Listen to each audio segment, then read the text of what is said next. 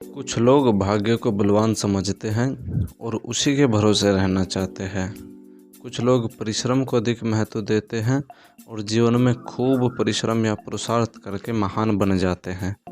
याद रखें, परिश्रम या पुरुषार्थ ही बलवान है, क्योंकि जिसे आप भाग्य समझते हैं वह भी कभी हमारे किए हुए पुरुषार्थ का फल है। यदि आप अपने आसपास नज़र डालेंगे तो आपको विद्या, बुद्धि, बल, धन, राजनीति आदि के क्षेत्र में अनेक व्यक्तियों के उदाहरण मिल जाएंगे, जिन्होंने थोड़े वर्षों में पुरुषार्थ के बल पर बहुत प्रगति की है। राजनीतिक उन्नति के दो उदाहरण हैं, अब्राहम लिंकन व गारफील्ड। अब्राहम लिंकन अमेरिका के प्रसिद्ध राष्ट्रपति रह चुके हैं, लेकिन लिंकन एक अत्यंत गरीब घर के बालक थे। इतना गरीब कि घर में दीपक जलाने का भी सामर्थ्य नहीं था। लेकिन लिंकन बुद्धिमान थे, लगनशील थे, दृढ़ संकल्पी थे। लिंकन पढ़ना चाहते थे, आगे बढ़ना चाहते थे।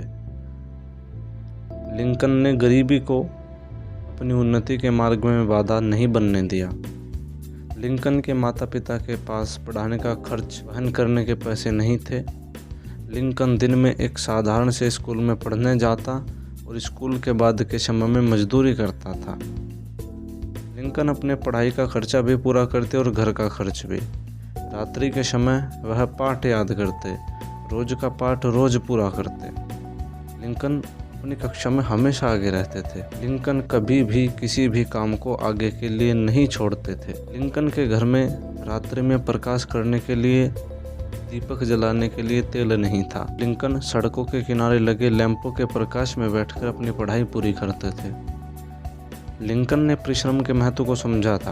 परिश्रम के बल पर उन्नति करते करते एक दिन लिंकन ने दुनिया के सबसे शक्तिशाली देश अमेरिका के सर्वोच्च राष्ट्रपति के पद को प्राप्त किया। लिंकन को आज दुनिया सम्मान के साथ याद करती है और लिंकन पुरुषार्थ के बल पे एक इतिहास पुरुष बन गए हैं।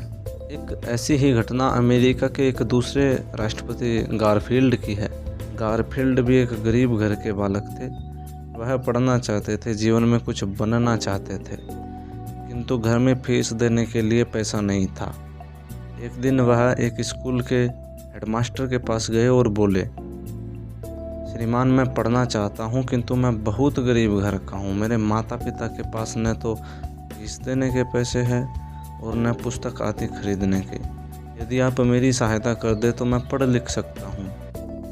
तो हेडमास्टर ने उनसे पूछा, बिना धन के इस विद्यालय में तुम कैसे पढ़ सकते हो? बच्चे गारफील्ड ने निवेदन किया कि यह मैं नहीं जानता, यह तो आप ही बताएं। तो हेडमास्टर ने कहा, नहीं, बिना धन के विद्यालय में प्रवेश नहीं दिया जा सकता है।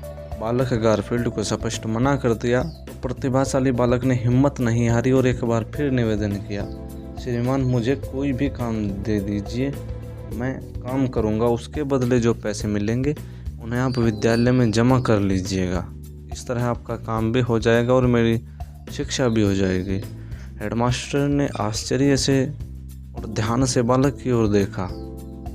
बालक की दृढ़ इच्छा शक्ति पर हेडमास्टर का दिल पसीज गया। सभी काम छोड़कर पूछा, तुम छोटे से बालक क्या काम कर पाओगे? तो बच्चे ने उत्तर दिया, जो भी काम आप सौंपोगे मैं वही करूँगा। तो हेडमास्टर ने बालक की लगन को देखकर उसे ऑफिस में झाड़ू लगाने का और स्कूल की घंटी बजाने का काम सौंप दिया।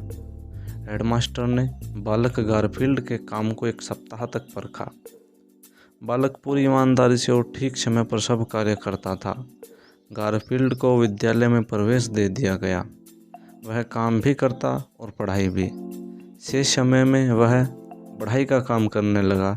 इस प्रकार काम करते हुए अपने घर का खर्चा भी चलाया, अपना पढ़ाई का खर्चा भी पूरा किया और शिक्षा भी पूरी की। यही बालक गारफील्ड आगे चलकर अपने परिश्रम के बल पर अमेरिका का राष्ट्रपति बना।